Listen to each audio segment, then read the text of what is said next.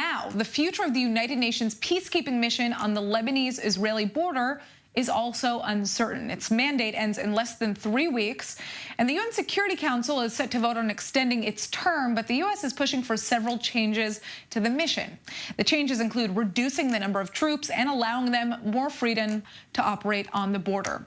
Well, with us for more on this story, we have our correspondent Jotam Confino live from Tel Aviv. So Jotam, let's start with breaking down what this mission is doing, when it started, and just how big it is.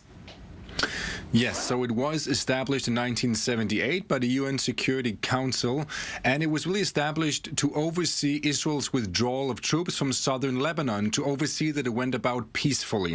And today, more than 10,000 troops from 45 different countries are present all along the border, and it has an annual budget of $250 million. So it is a large mission, and it is there to really make sure that there's peace on the border. Well, there seems obviously to be a little bit of drama going on at the UN over this mission. Now, with the U.S. and Israel seeming to have issues with the current situation, what is going to happen here? What's going on?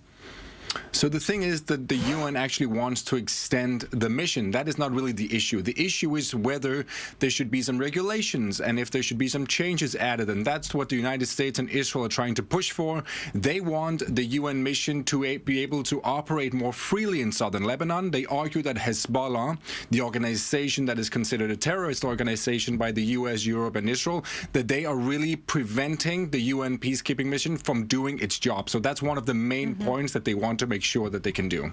Now, the U.S. is reportedly threatening with vetoing the extension of this mission if American demands are not met here. What will that mean, and what will the consequences be?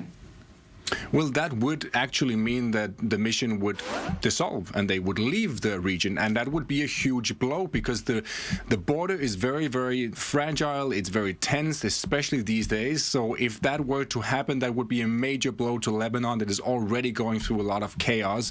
But it does look like the UN somehow will figure out a way to extend the mission here.